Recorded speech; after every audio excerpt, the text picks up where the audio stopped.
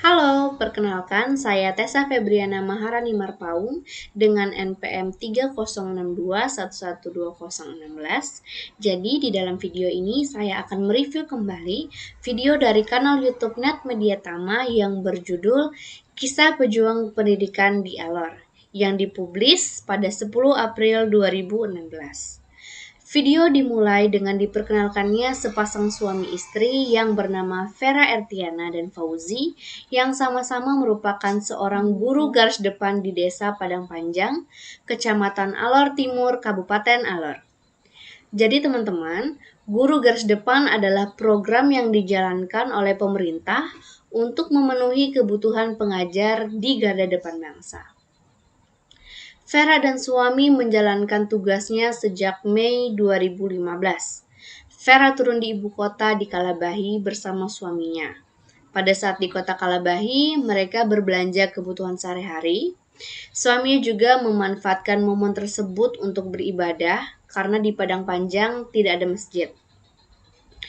Kalabahi adalah tempat ramai dan terdekat dengan beragam akses modern di Kabupaten Alor. Dengan jarak 60 km dengan desa yang mereka tinggali, dan dengan perjalanan melalui gunung dan lembah. Alasan itulah yang membuat Padang Panjang jauh dari kemajuan. Untungnya, jalanan sudah diaspal. Sewaktu dulu orang-orang bisa menghabiskan 1 hari untuk menuju Kalabahi ataupun sebaliknya menuju desa Padang Panjang. Kisah pendidikan anak-anak di Padang Panjang serupa dengan film yang sedang mereka tonton yang berjudul Denias. Cerita tentang anak-anak yang butuh perjuangan untuk merenggut ilmu pengetahuan. Menonton lewat laptop merupakan pengalaman pertama bagi anak-anak yang ada di Alor.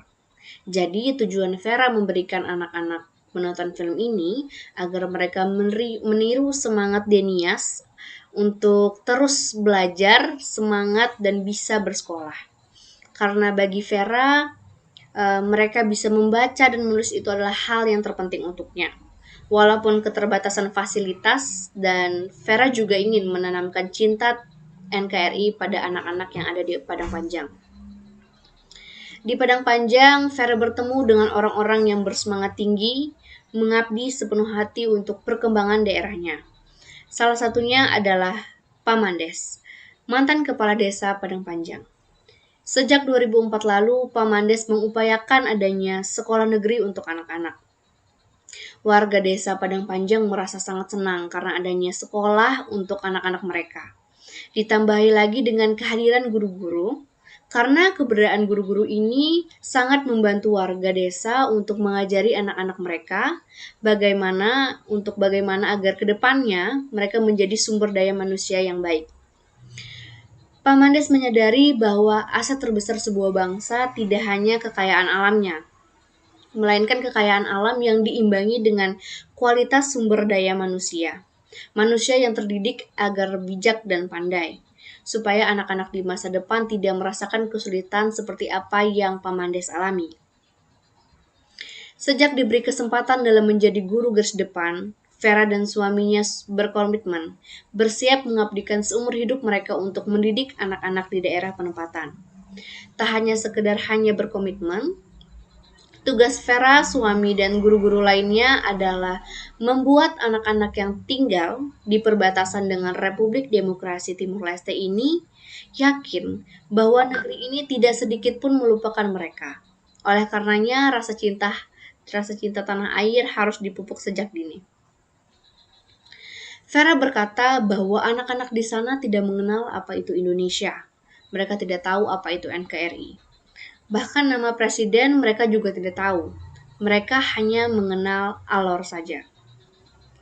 Upacara adalah salah satu cara Vera untuk mengenalkan rasa nasionalisme pada anak-anak yang ada di Padang Panjang. Sejak kedatangan Vera dan suaminya tahun 2015 lalu, sekalipun mereka tidak tahu tentang apapun itu yang namanya upacara.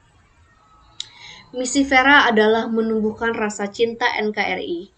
Karena daerah Alor adalah daerah perbatasan, jadi anak-anak harus tahu mereka tinggal di mana dan juga mereka harus mengetahui bahwa mereka juga bagian dari NKRI.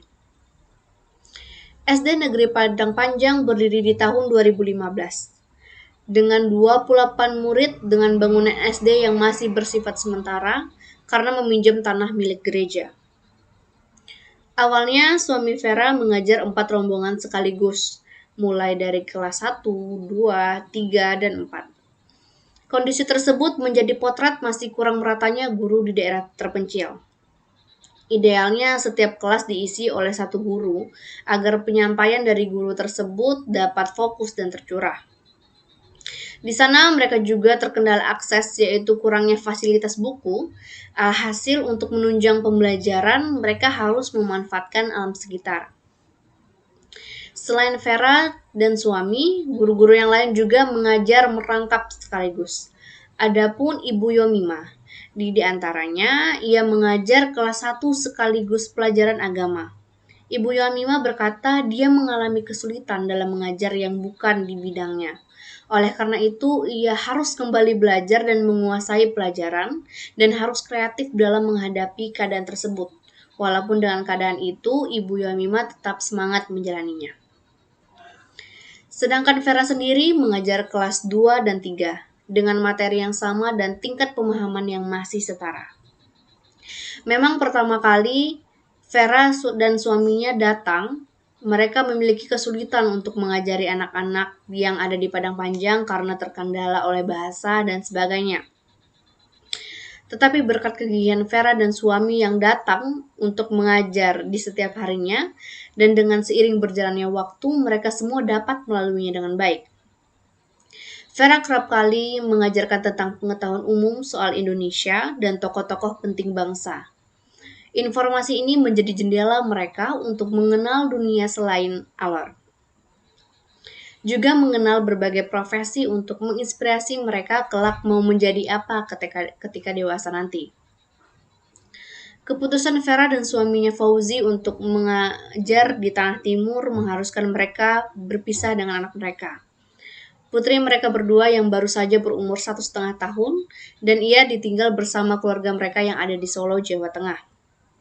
Saat ada sinyal, Vera dan suami akan berkabar menelpon keluarga mereka untuk menanyai kabar tentang putri mereka. Vera berkata, anaknya memang membutuhkan sebagai sosok seorang ibu, tetapi anak-anak di Alor jauh lebih membutuhkan seorang guru, karena ketertinggalan mereka apalagi soal pendidikan. Maka dari itu Vera sangat bertanggung jawab dan ikhlas dalam menjalani kehidupan mengajar di Alor. Kemudian Vera menceritakan tentang seorang murid laki-laki yang bernama Delmar. Ia duduk di kelas 4 SD. Tidak ada yang istimewa darinya, tetapi semangat untuk merenggut ilmu dan pergi sekolahnya membuat Vera dan guru lainnya kagum. Sebab ia harus menempuh perjalanan sejauh 3 km dari rumahnya menuju sekolah. Lebih hebatnya lagi, ia selalu lebih dulu tiba dibandingkan para guru lainnya. Vera dan guru lainnya menjadikan Delmar sebagai salah satu teladan bagi murid-murid lainnya. Delmar mengatakan bahwa cita-citanya ingin menjadi seorang guru agar ke depannya kehidupan yang ia dapat menjadi lebih baik. Vera juga menyebutkan di sana ada sekolah SMP atau mereka menyebutnya sebagai sekolah lanjutan yang terdiri dari hanya cuma kelas 1 dan 2 saja. Pemikiran masyarakat Alor yang sudah terbuka mulai mengikis angka pendidikan yang rendah di sana. Meski belum sempurna, Vera berharap dan yakin sekolah lanjutan itu akan menjadi jalan yang akan membentuk generasi cemerlang dari tanah Alor. Dengan keterbatasan yang ada, semua pihak bergerak untuk memenuhi hak pendidikan anak-anak. Semua guru berharap agar anak-anak di tanah Alor minimal tidak seperti orang tua mereka yang hanya bekerja di sawah karena kekurangan pendidikan. Kondisi yang dialami oleh anak-anak Padang Panjang adalah buah dari belum meratanya pembangunan dan pendidikan di negara kita. Alor hanyalah salah satu contoh yang ada di Indonesia yang belum sepenuhnya mendapat janji perubahan yang bernama pendidikan.